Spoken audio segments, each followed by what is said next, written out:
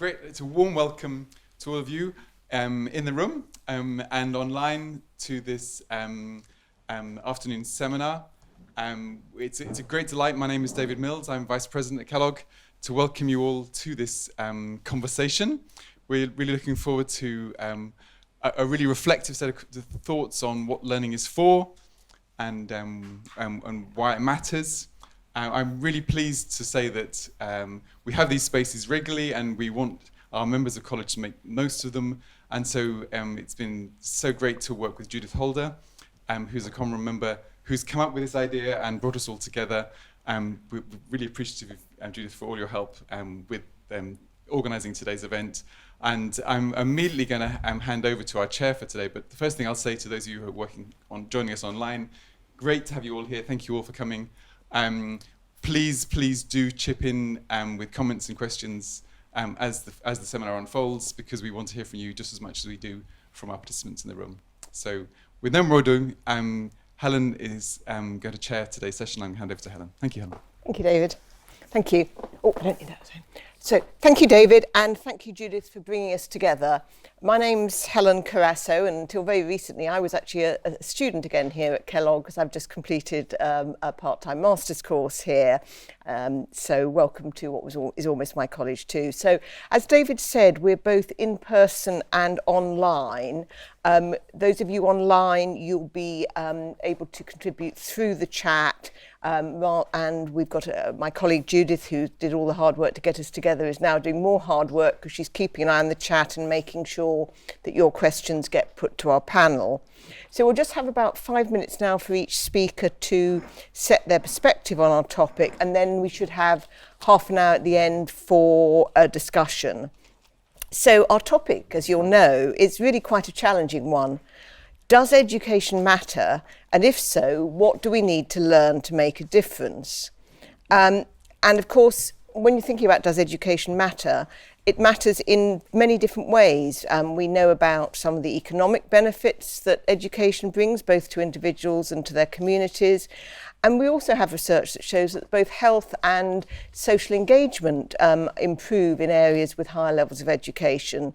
So there's some things there about which are not the direct benefits of education that people may want to think about. And of course, it's a massive question that people have been thinking about since the days of classical ancient Greece and ancient Rome. Socrates, Plato discussed it. More recently, Newman talked about it, Dewey talked about it, and none of them have come up with the ultimate answer. So I'm not expecting that we will get a single answer today. So that's a bit of a relief for everybody. But it is a core question, and one that can be forgotten by policymakers when they're thinking about how education works and what they should be doing. And it's always good that we do just remind people to go back to what are we actually trying to do with the education that we offer, so we can think about understanding what it might give to individuals. So we've got 4 really excellent speakers who will bring different perspectives on this question with their own personal experience, their research and their backgrounds. 3 with us and 1 who's joining our online colleagues. So we'll go straight on now to our first contributor. And I'm pleased to have with me Jonathan Black, who's Director of the University's Careers Service and has been at Oxford since 2008. His background's in academic publishing and also management consultancy. And now he takes a very active role in things such as research with colleagues on what you need to get a graduate job.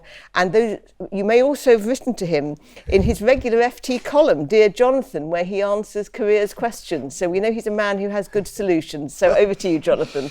Thank you very much. It's great to be here at our first live event in about 2 years. So that's a real breakthrough. Well, you asked me to start, so let's lay out some of the ground. Over the last 40 years, really, from the eras of Reagan and Thatcher and Clinton and Blair, right up to today, the rhetoric has been that education does matter. And the philosophy has been that we live in a meritocracy and we value smart people, by which we really mean a proxy of those people with college education. And we can look back at Obama, who made great play of surrounding himself with these so-called smart people. In Germany, most members of Chancellor Merkel's cabinet had PhDs at least, and the rest had at least 2 degrees. So there is this feeling of we need smart people around. And I'm going to leave for another day the discussion on whether our form of meritocracy is actually a good thing for society as a whole. But let's reflect on this question from my day job, as you said, just 2 doors down from here at the Careers Service in Banbury Road. So let's take that position, because recently governments and schools and FE colleges and universities have all raised the emphasis on measuring outcomes from educational programs. It's perhaps laziness, or maybe the art of the possible, to be generous, that we only measure things that are easy and quantifiable. So for 50 years in higher education, we've had to measure outcomes in terms of only are our leavers in graduate level jobs and how much are they earning within 6 months of leaving. Now it's moved to 15 months of leaving. So these are highly quantifiable measures, and there are scales about what constitutes a graduate level job and so on. But that's all they measure. And a few years ago in the UK, it went further. It was proposed to link those measures to the Teaching Excellence Framework, which at one point was going to link to how much funding university got. So there was a direct and causal link being put in, which fortunately hasn't happened, of taking employment outcomes all the way back to funding higher education. That's all got paused, we hope. And while we all may sign up, and you mentioned it at the beginning, that education gives this foundation for life, it's too hard to measure foundation for life. And anyway, I would hope after 10 or 20 years that the skills and experience of work probably become more influential than just the education you've had. And of course, outcomes are really about rather tricky qualitative features like happiness and satisfaction and autonomy, and being involved in something with purpose, which is increasingly important, all of which are pretty hard to assess. So this rhetoric of learn to earn, which has been around, as I said, for about 40 years, is increasingly not delivering on its promise. It's no guarantee anymore of an above average paid job. And on the employer side, the other group of people we talk to, every year brings the siren calls that education is not producing work-ready graduates, whatever they are, as if there was an implied contract that that's what we were meant to do. So if employers aren't happy, and the cost benefit of higher education for the student is not what it was, we come back to your question, what is the point of education if it's not to credentialize this meritocracy? Well, the world changes fast, as we know, thanks to technology, population pressures, climate change, and so on. And as a result, new jobs, new industries are emerging all the time. And against this environment, I'd argue that education helps prepare people to be flexible and resilient. It's not about the facts and figures people learn, but it's about the transferable skills they learn that prepare students for these many eventualities. So in this changing world, education does matter, as it gives people the ticket to play in the game, where they can achieve what Daniel Pink refers to as success for jobs, namely autonomy, mastery, and purpose. Thank you. Thank you very much. That's a very good scene setter for us, plus taking us forward, and I think links very well to our next speaker, who is Therese Hoffenbach, who is Director of the Oxford Centre for Educational Assessment. And as Jonathan mentioned, there's a lot of a tendency to measure what you can rather than necessarily what's the most relevant. She also brings a North European perspective on the nature of education, and I think we know that there have been a number of German thinkers, I didn't mention them in my earlier list, but who also look at what education's for. Thinking about the education in the wider context of questions about our changing society and our role in it is something that I believe you've been looking at. So over to you, Therese. Thank you very much, and thank you for inviting me. I have to say that listening to you, I really agree with so much of the points you brought up. And I would like to start with some of the things you said about what are we actually measuring or assessing. And I think that is one of the key issues we need to discuss, because traditionally, in many countries, we have assessed what is easy to assess. And if we're going to discuss the future of education and what will be the most important thing moving forward, it will probably be to discuss what kind of skills do we need to teach to educate, to solve the problems of tomorrow. That is something which OECD, for instance, has picked up in their rhetoric in the very famous international student assessment PISA, which also our center is part of. We're leading the international study in England, Northern Ireland, and Wales. And they have used this rhetoric now for more than 20 years, that they're saying, we would like to measure students' skills for tomorrow's world, what they need to solve problems for tomorrow's world.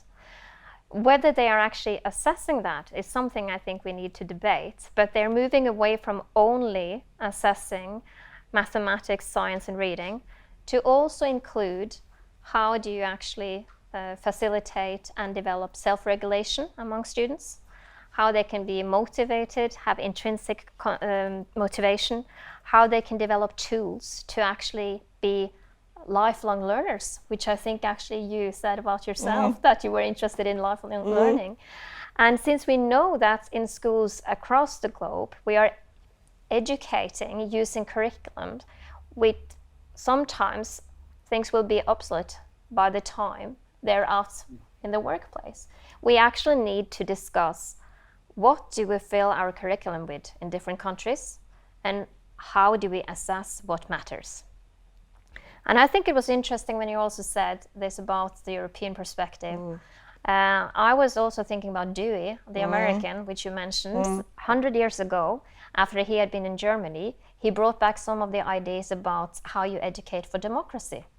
And you will see interesting debates now in European countries where they're actually discussing how do you educate students to critically think about what's going on. And we don't need to look far to see what's going on globally now to think about how the important questions really should be phrased. How do you educate 12, 13, 14 years old to understand the difference about news, depending upon which news they're watching or reading? How can we educate them to critically think and assess the information so they understand when they're manipulated and trapped into something? How can we have a good discussion around how to educate students so they understand what's right and wrong when something is published as a science article, for instance, about vaccines? And how can we make sure that we also support perhaps teachers globally who are facing the new thing that parents can pick up the phone and call them out if they do not appreciate what they're teaching in their classrooms. No countries or states mentioned. But I'm thinking that yes, education matters. It matters because the policymakers would like to have influence on the curriculum in different states. I think we need to bring education back to Dewey and to even Adorno, who just after the World War wrote a very important essay asking the question, how do we educate to avoid a new Auschwitz? If there's anything in the future which is of importance, it is to make sure that we have a planet we can live on with the climate crisis and to actually stand up for democracy. Thank you. Thank you. Thank you. That's really taking us into some very big issues there that I'm sure people want to come back on later. So next in the room we have Libby Hills, who is currently a master's student at Kellogg. She's studying digital and social change in the Department of Education in Norham Gardens. But she's got 10 years experience before that of working in education, including working as a classroom teacher. And her particular work has always taken a sharp interest in questions of educational equity. So over to you, Libby. Thank you, Helen. Yeah, it's great to be here. Thanks for inviting me. I'm really looking forward to the discussion as well. I know we've got a wealth of expertise and experience that's joined us as well. So as we've already heard, education matters because it has the potential to help people be healthier, happier and wealthier. It can also have an emancipatory effect and help us advocate for a better world and circumstances. These aren't new ideas, but I do think they continue to be really relevant and important today. So as we think about what we need to learn to realise the incredible potential of education, let's not lose sight of the foundations that need to be in place to enable learning. Because when these aren't in place, disadvantaged groups can be disproportionately affected. So I'd like to spend the next few minutes expanding on this idea and on the importance of considering who is learning as well as what they are learning. And I'll be drawing on some research and my experiences working here in the UK and also internationally. So to set the scene, the UK has some of the highest levels of inequality in Europe. Education has the potential to reduce inequality, but at the moment not helped by COVID, the attainment gap, which, as we've heard from Therese, the question of measurement here can be challenging, but it's one measure that's important in the UK. This attainment gap between disadvantaged groups and other students is getting bigger, not smaller. And this situation is playing out globally. There was an article in the British newspaper yesterday, The Guardian, highlighting research from UNICEF showing that the proportion of 10-year-old children in low and middle income countries who can't read or understand a simple text has increased from 53% to 70%, and that the most marginalised children are the ones most affected. But we can't blame it all on COVID. We had problems before COVID. In 2019, 260 million children were out of school globally, and education equity was a significant challenge. Technology is sometimes heralded as a form of panacea, able to overcome these issues of access and make sure that quality education can be accessed by all. There are some really exciting possibilities around technology. One of the reasons that I'm here studying education technology is to explore some of those possibilities. But we shouldn't lose sight of the current reality, which is that over 3 billion people don't yet have access to the internet.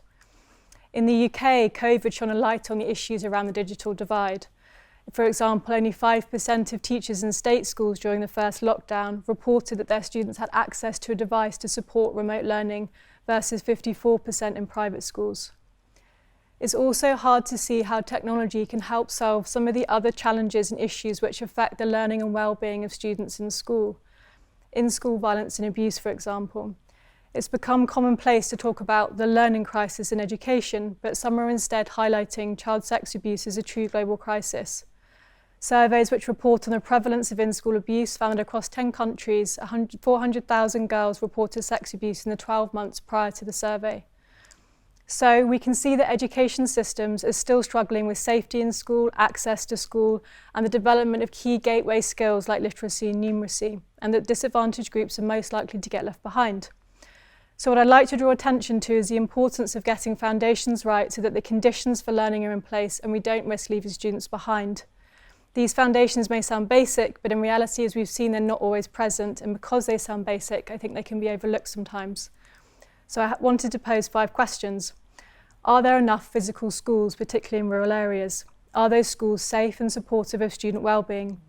Do schools help all groups achieve equally, girls as well as boys, for example? If technology is being used, is it being used equitably? Are schools helping students develop key gateway skills, reading, writing, maths, that unlock other types of learning? These, I think, are the foundations that we shouldn't lose sight of. But of course, they aren't the only things that matter. Education goes beyond the foundations, contributes to building national identity, for example, and curriculum is a key way that's realised. Working internationally, I could sometimes see the tensions playing out between national governments and international partners regarding curriculum. I'm sure others can also speak to this.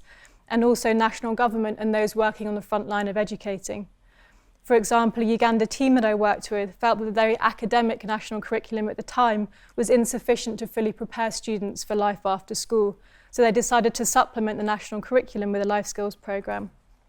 For me, this example highlights the issues and needs of each education system will of course be complex and specific, and the purpose of education and how to deliver it needs to be negotiated and debated locally.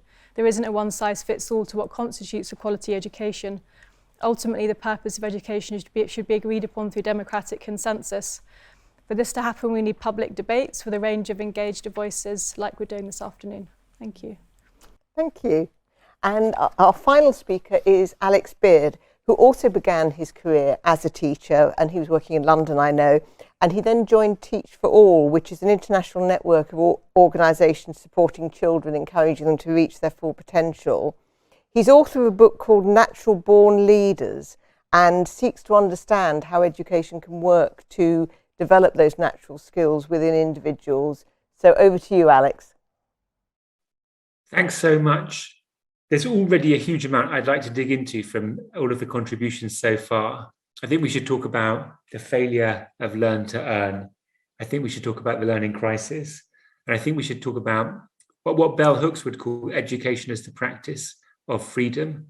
But before we do that, I'm just going to share a few responses to the provocation, to the prompt. So as was said in the introduction, I started out as a teacher in a school in South London, and there I had a group of students who were ambitious and energetic and smart, but had not been dealt the kindest hand in life. And I was aware that in their futures, they were going to face some big challenges. Climate change was already clearly an issue, growing inequality, as Libby talked about, this spectre of big tech looming over them and their future careers. And yet I felt that all the things that were going on in the classroom felt like they might have been familiar to Socrates back in the Agora 2,500 years ago. And I wondered, with all the advances we were making in other fields, in understanding the brain, in tech, in psychology, if we could apply some of those to education, would it make a bit of a difference? And to explore that premise, I have spent many years researching and traveling around the world to visit and understand some of the cutting-edge education practices that are being used by different institutions and countries. And I wanted to share 3 quick ideas from those, from my travels. So number one, in a school called High-Tech High in California, they've split the curriculum in half. Half of the time is spent on normal academic pursuits, and the other half is spent on these big interdisciplinary projects. One class I saw had a project on the go where a third of the kids were doing biology. They were making seed pods. Another group was scripting a documentary, and a third group was making their own drones from scratch. And they were going to fly these drones over a national park, do a survey of drought, replenish missing plant species with the seed pods, and do a documentary on YouTube at the end of it all to raise awareness of environmental issues. And I think what that school taught me about the importance of education today is that young people need to be learning to think and to use the tools of today to solve the problems that are around them, problems like climate change, through their education, rather than being subject to being used by the tools of today, which is a big risk. Secondly, in a school in South London called Charles Dickens Community School, they're using a program called Ruler that's been developed by Yale University and some of the psychology department there. Ruler stands for learning to recognize, understand, label, express, and regulate your emotions. And it's applicable to people of all ages, but I saw it being used with primary school kids. So 5-year-old students came in at the beginning of the day. They went over to this chart on the wall called a mood meter. And there they wrote on a piece of paper their current emotion that they were feeling, and another one on another part of the chart, which was how they would like to feel later on that day. And then they thought about how they would change their emotional state over the course of the day. And the idea there was they were building their emotional literacy and their emotional intelligence. And they practiced this thing called meta moments as well, where they stepped back on difficult situations to ask why things were going wrong. And I think that showed me again that in this era where we have pandemics and we have species-wide challenges and challenges to take on as communities, that we need to develop and we can develop our emotional intelligence as a way of strengthening our possibility of collaboration and strengthening our group cohesion. And then thirdly, on a visit to Finland, to the classroom of the country's most famous teacher, a guy called Pekka Peura, I saw him manage his classroom in a way he put up a question on the interactive whiteboard, then got students to use their devices, whatever they had to hand, to answer the question. Then he put the answers in a bar chart on the board. He didn't give the answers then, but got the students to turn and talk to one another. They beamed him the answers for a second time, and this bar chart had shifted. The kids had essentially taught each other. And he told me that he saw his role as a teacher in the 21st century as being one of coaching young people on their skills and habits and attitudes as learners. So he'd give them feedback on things like perseverance and cooperation and critical thinking and creativity. And he wouldn't be the person delivering them all of the content of their education. And I think that showed something to me about how important it is for us to think about this process of lifelong learning, but not lifelong learning necessarily as an individual, but as communities and societies. So just to conclude this opening offering, I think we live now in an era in which things are running out. We're running out of space, we're running out of resources, but the only unlimited resource that we have as a human species is our intellect, our ingenuity, our capacity for imagination. And it's never been more important given the huge challenges we face with climate change, growing social divisions, the encroachment of big tech into our lives. And I think we need to embrace this idea and understand that we are fundamentally a species of teachers and students with brains specially evolved through millions of years of evolution to learn from day one of our lives, from the environment, from tools, but especially from other people. And so I think that what we need to be looking for today is not only to question whether education matters, but actually to put it at the top of all of our agendas as we seek to chart a healthier, happier, more sustainable course forward. Thank you very much, Alex. That was fascinating and lot of things to think about there. Some nice positives in your concluding remarks, I think, but also some challenges to us. So we're now going to open up to questions, both from people in the room and from those online. As I said, online, please make sure that you put your questions into the chat. And if it's helpful to put a bit of context as to your own background, if you're a teacher who's asking from a particular perspective, do add that sort of detail as well, but not if you don't want to. And then we'll ask the panel to respond as they think appropriate. And we've got about half an hour now for conversation. People in the room, there is going to be a roving mic to use when you're asking a question. And it's please don't start asking your question until you've got that, because otherwise people down the line, including one of our panelists, will not be able to hear what you're saying at all clearly. So any questions to get us started? Anybody want to kick us off?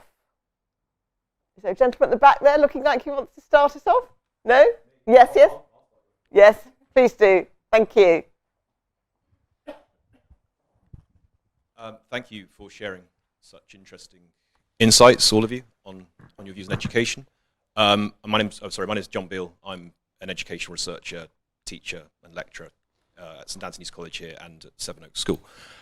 So a kind of increasingly popular view on the aim of education, or the primary aim of education, is that its primary aim is to support or promote human flourishing.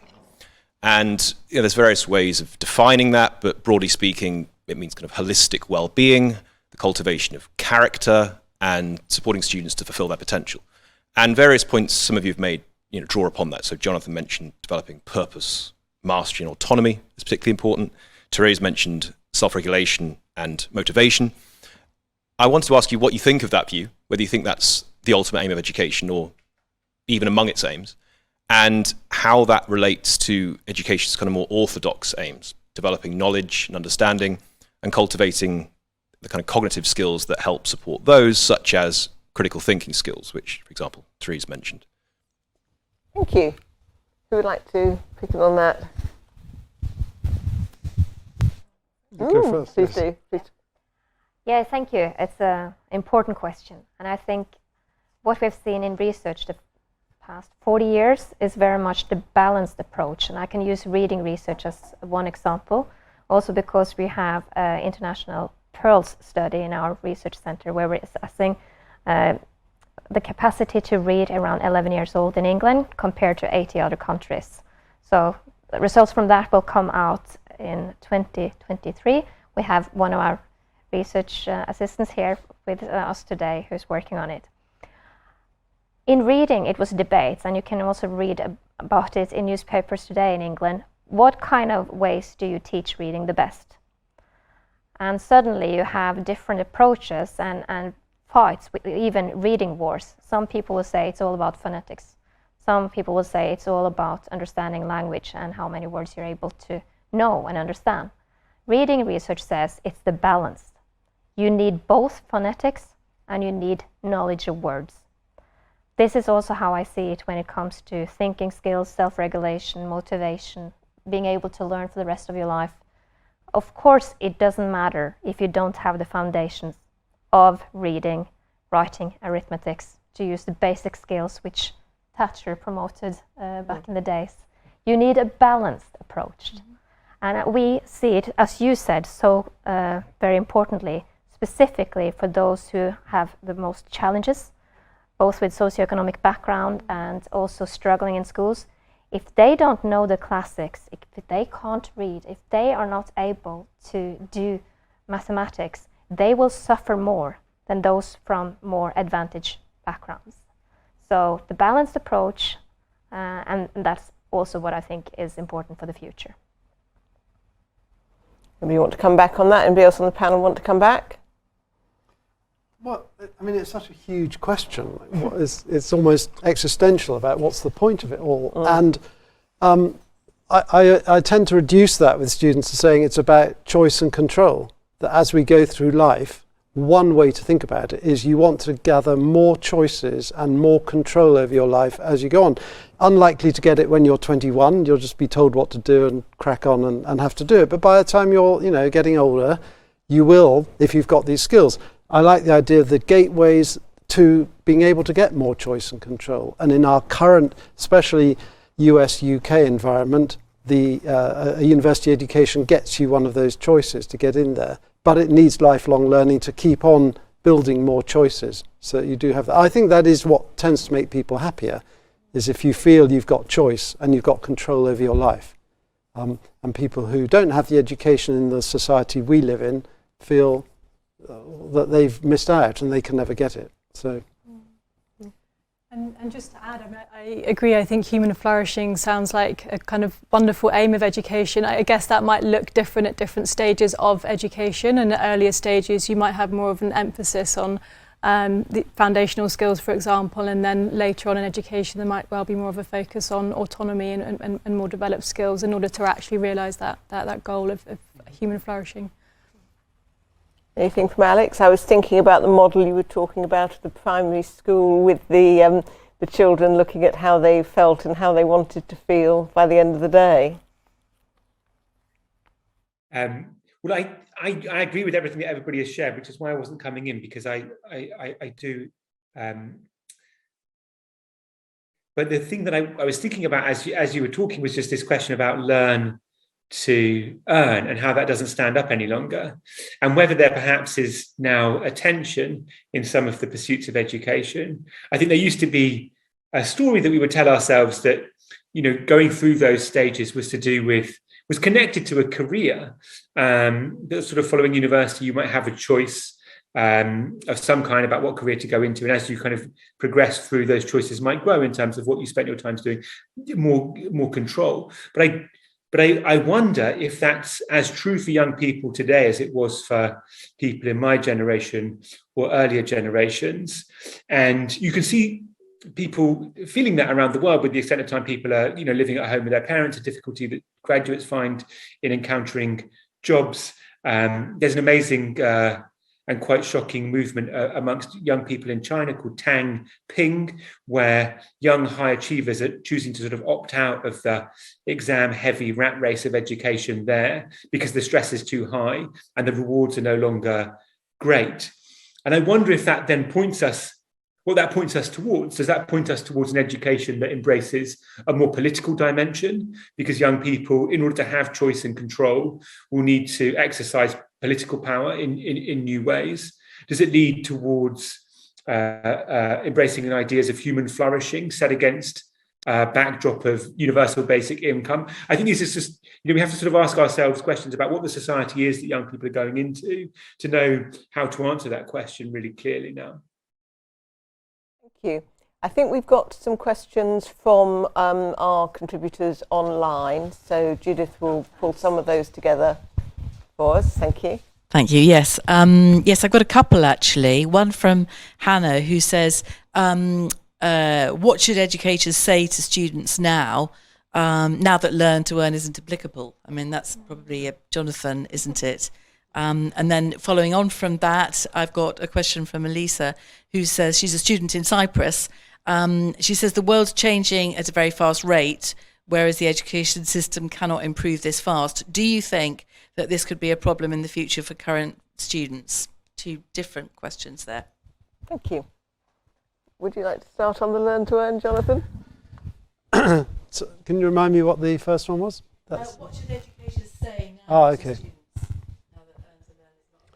Well, it probably hasn't been applicable for a long time, for 40 years. I mean, if you go back 100 years, people thought, well, you just pop Oxford or Cambridge or Bristol or something on your application and the rest will follow, won't it? And of course, that hasn't been true for ages. Hence my model that it is just a ticket to play, and actually what employers or organisations care about are all those other skills about teamwork and leadership and so on and so forth.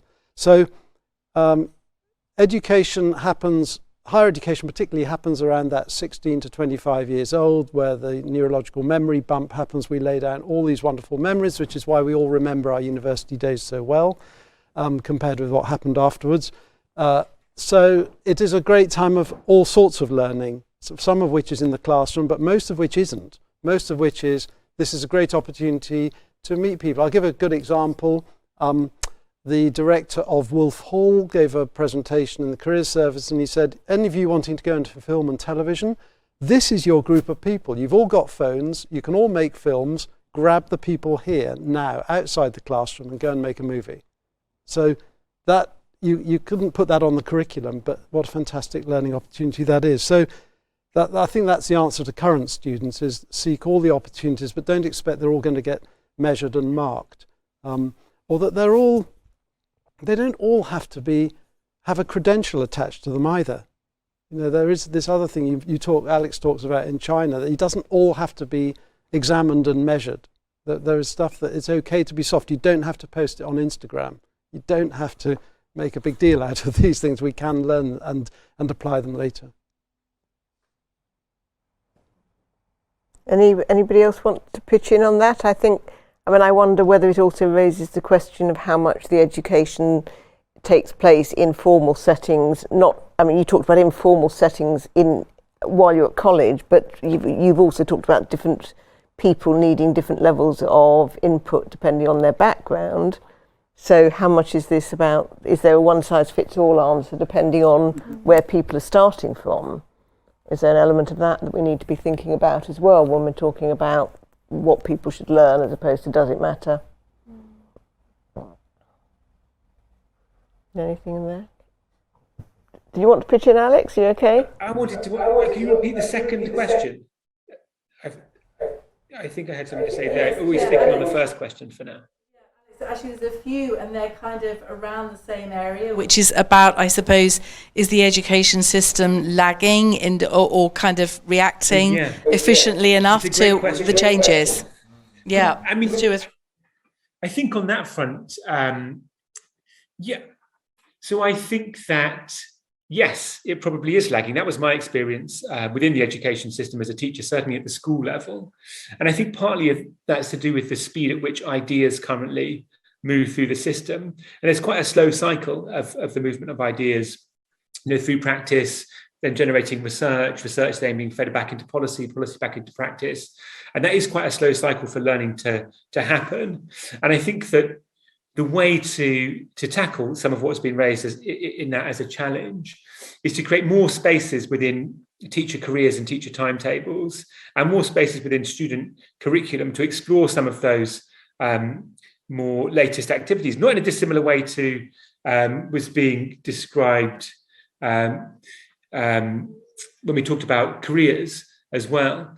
So I think that you have to imagine that you have teachers who come into a profession, teachers and academics, and they are fantastic learners. They're brilliant at learning. They've proven that throughout their own careers in education, and often are put into a system that no longer rewards investing in learning in the subject area. Well, teaching and academia are obviously different in that respect. But I think if we could create space and the culture of learning within the teaching profession to renew knowledge about fields and about subjects on a regular basis, and also gave the kind of time, structure and resources to support that, then I think we could solve that problem of things becoming outdated too quickly in the classroom. And teaching could be a profession which exists at the cutting edge of particular subject areas and societal and planetary trends, which at the moment is not really allowed to be by the way the system is set up. Libby, yes. Alex's point, I sort of echo Alex's sentiments around the pace of change in education, but I do think it's sort of helpful and important to think kind of really deeply and critically about what change means and looks like in education. There have been times before where there have been lots of change occurring in society. The invention of writing, for example, the printing press, the Industrial Revolution, there have been previous periods of significant change. So what is it specifically that is happening now that the education system needs to respond to in a way that's different to previous times? And I think Jonathan, you mentioned before that the need for students to deal with a lot more sort of flexibility as they go into the workforce, and I think that's certainly true. Looking at the rise of self-employment and the lack of sort of secure permanent jobs, for example, I think the expectations on how people communicate now with the use of technology is something else that I think springs to mind. But I think sort of being as specific as we can about what those differences and the nature of that change is, and therefore how education needs to respond, can be really interesting. Cool. Yeah. I think, just to follow up there, I think it's so important what you're saying, but I think context matters so much. And also bring in the history, because we know from studies which have compared teaching styles in different countries that, for instance, when they were looking into video studies recording what was going on in classrooms in Germany, Japan and US, they found different teaching patterns, and some teaching patterns of mathematics were, like 15 years ago, classified as more progressive than others, but they're linked to the culture. So it's we have in education journals which are actually called journals of educational change, because they study how education ideas have been borrowed from different countries and contexts.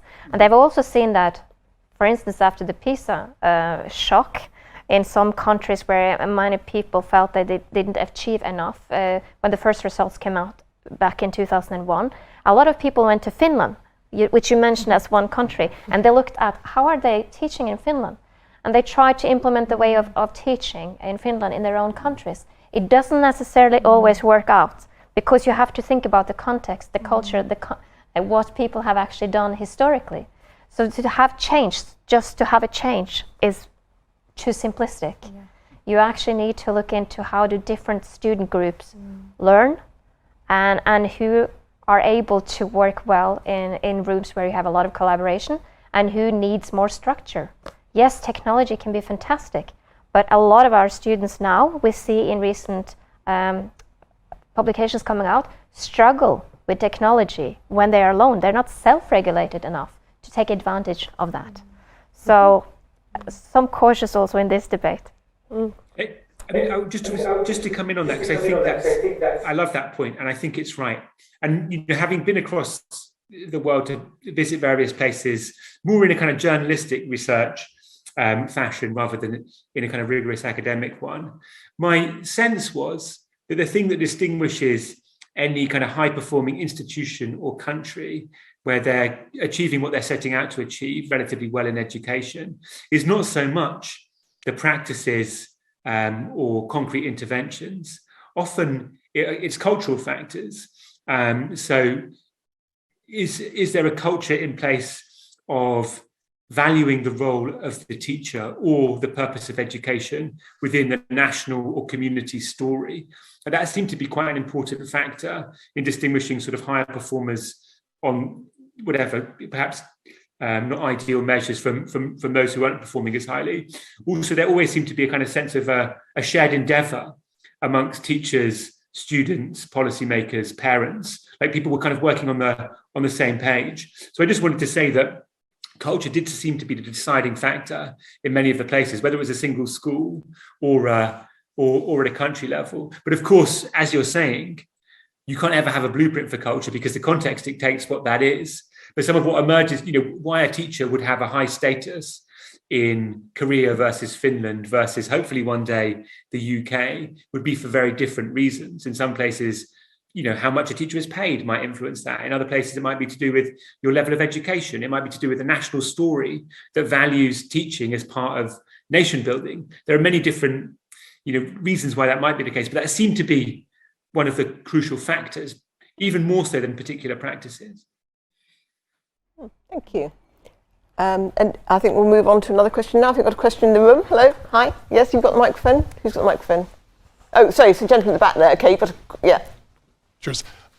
I'm a professor of philosophy and literature from the regional university in the west coast of the United States, and I've been thinking about education for a lot of decades. And in recent years, I am increasingly skeptical about whether educators, I'm assuming all of us in the room are educators, should devote so much of our time or attention to trying to develop educational institutions. And the reason I say that is because now that is direct our attention outside educational institutions. I think one thing that's changed is there's a massive crisis of educational authority today. There's also a crisis, of course, of political authority. The older priest function of the teacher is disappearing. Many students in the United States and the UK go to school in order to get credentialed. It's a compact. They get credentialed in order to take a place in the social hierarchy. And of course, that certainly affects the experience of education for all of us. I think some of the examples that Alex pointed out are really interesting in that regard. That is, the teacher who sees himself or themselves as a coach would in a certain way be a way out of this, that is to get away from the crisis of authority. However, I think the deeper question is, for me, I think a lot of us as educators have a kind of fixed idea that whenever we see educational inequality, then our solution is more education, better education. But of course, Ivan Illich, I think, provokingly pointed out that education also simply produces more inequality, especially in the global south. It produces new elites, it integrates people into world markets.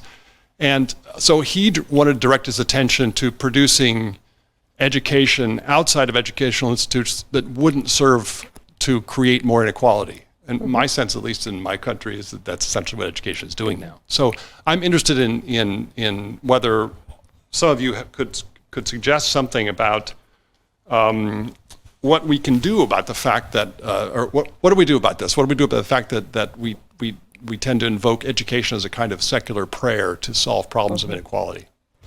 I'm conscious of time, so I think we've got another question in the room. So should we take the two questions together? Just gentle, here, and then hopefully we can get one more online question after that. Hello. Of the many people who've considered the importance of education, more recently even than those who've discussed, is Lord Robbins. And I'm reminded by Alex's remark about high-tech high, or something he asserted in his report, which I think was 1963 off the top of my head. And that is that technical education at high level is fine, as long as it's done within the broader context of general cultural education. Now, in the 50 years that you refer to, Jonathan, the 50 years of when education became important, it appears, in fact, that it's done exactly the opposite, that the earn-to-learn model has taken away from the various principles which Robbins sought to establish. Thank you. So perhaps people like to respond to some of those comments. Who'd like to start on that? Well, I'll take the first one about how we're going to fix it. One is you take away the need to have that ticket to play. So you don't need a university degree to go and get a job.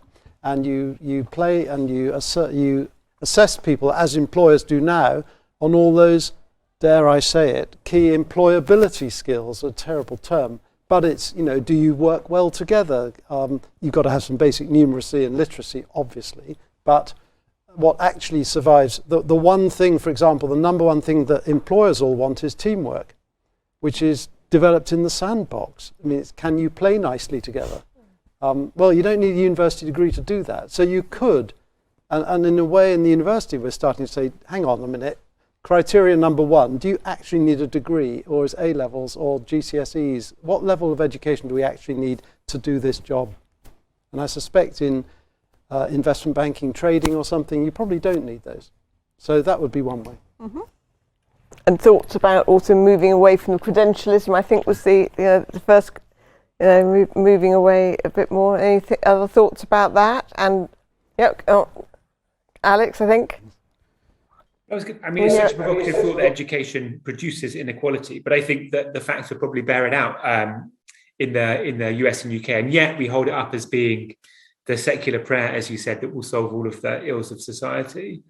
And I think fundamentally at heart, there's a certain societal attitude towards education which underpins that in the US and the UK, which is it's all about individual advancement rather than sort of societal health or well-being.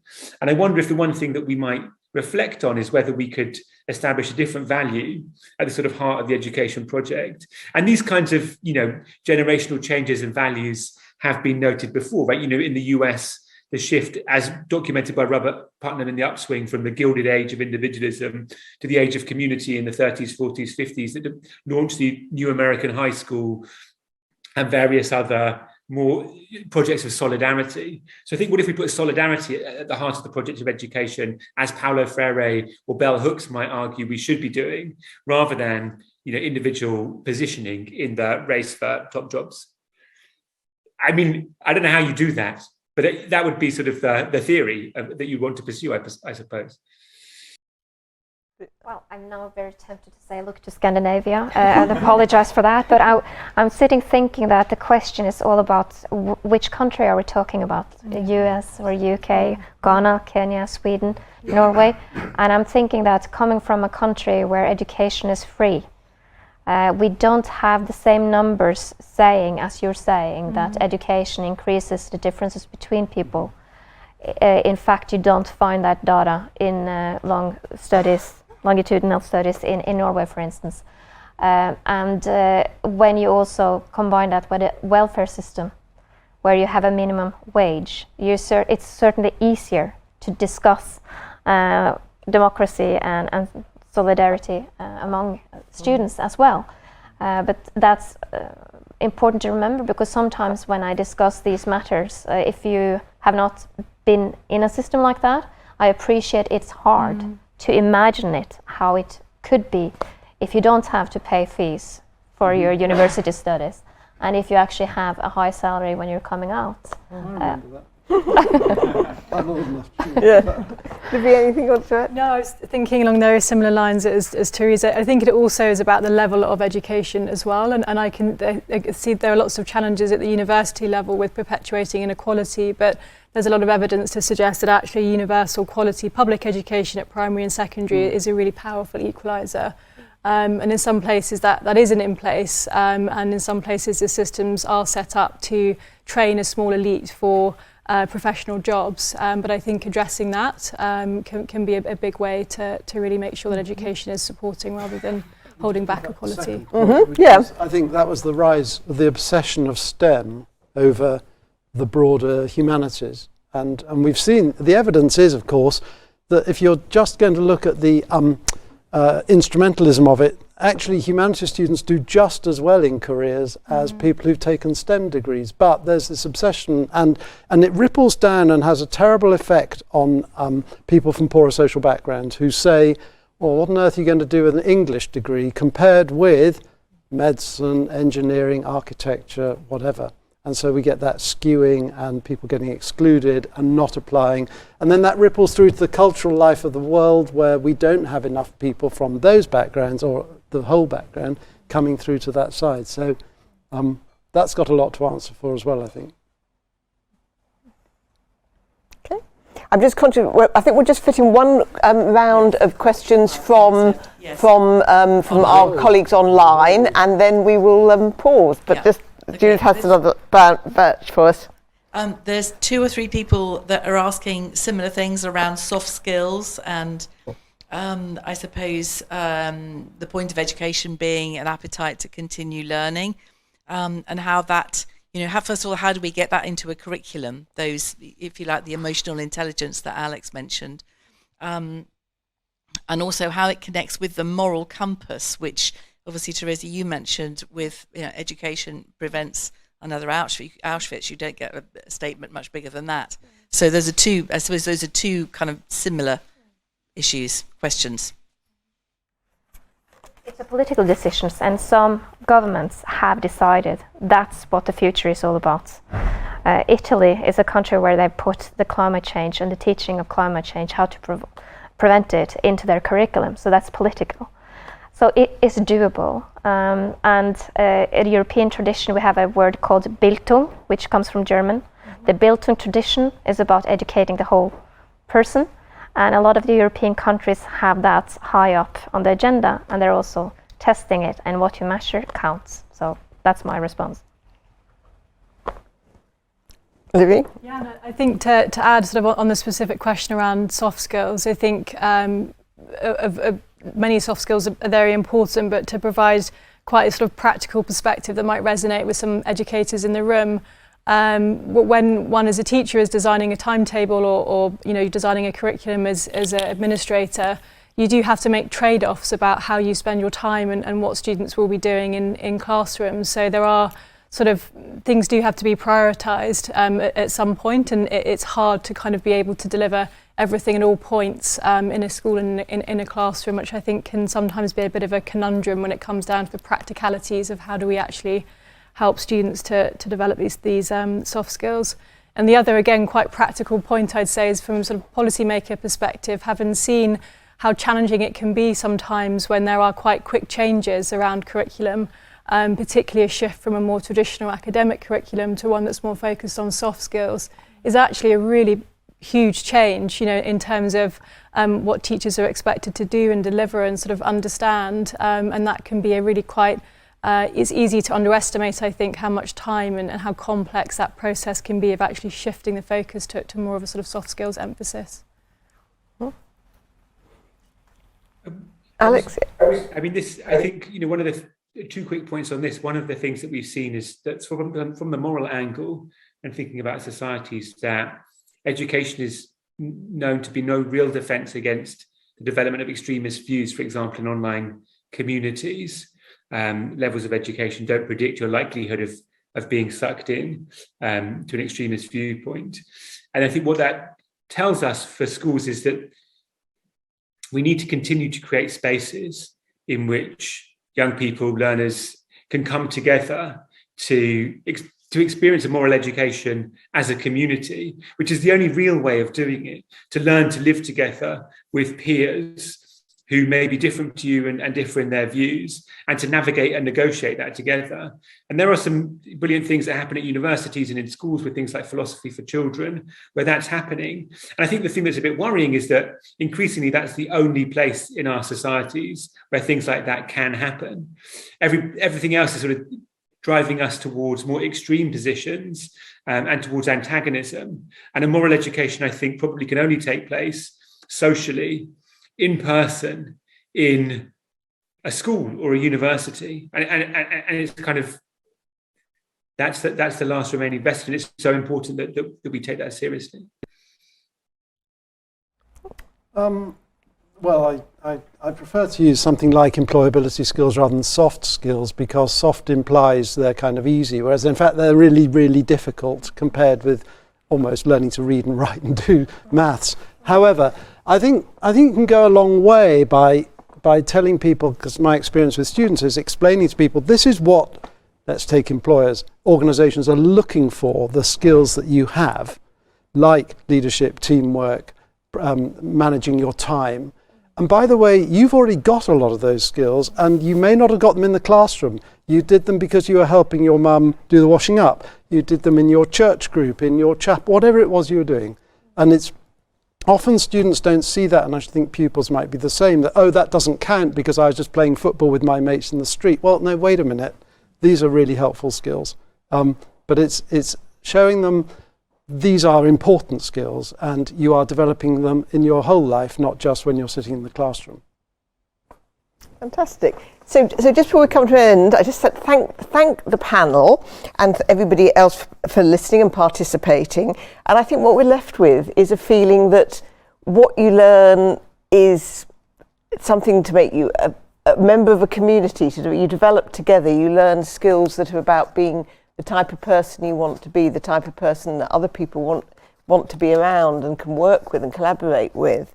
But then we look at Therese's background in evaluation and assessment, and you think we are asked by our lords and masters to quantify everything costs money, whether the student pays or not, or the learner pays. So how are we ever going to square that circle? And that's certainly the thought I'm going to be left with as I go away. I think those of us in the room are going to have a chance to chat a bit more now, but thank you all very much, and over to Jonathan, our president, who just wanted to say a couple of words to finish. Great. Thank you very much, Helen. Yeah, well, I just wanted to thank all four speakers and Helen, and indeed Judith and David for helping to bring this together. It's been absolutely fantastic comments and questions from members of the audience here and around the world, and from all the speakers, just absolutely amazing.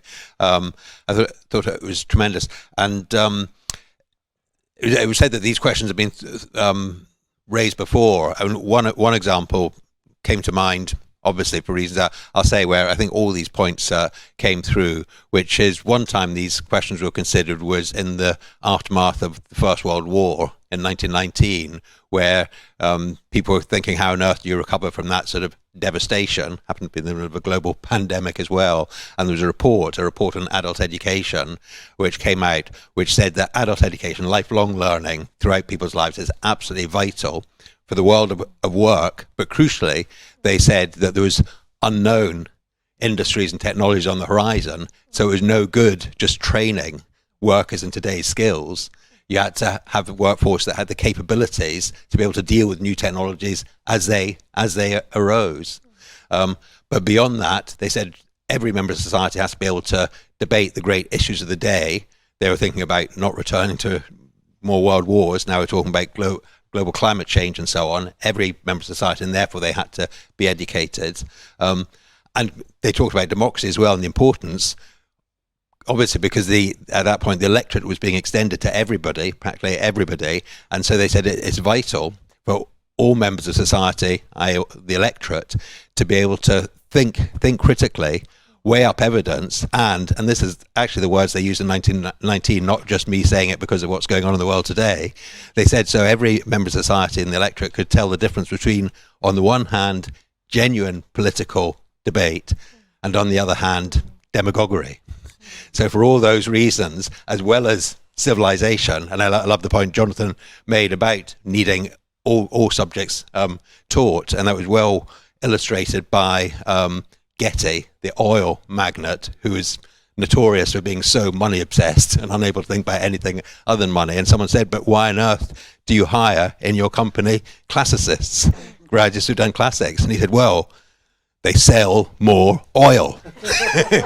So thank you very much to everyone. It's been absolutely tremendous. As been said, we'll carry on the discussion now over drinks. So you can talk to the speakers on your own, but for everyone who's joined us around the world, thanks very much, and we hope you'll sign up for the next session, which I think needs to go beyond what I think we've established, that education is vital, to what sort of education and to whom. So thank you all very much. Thank you.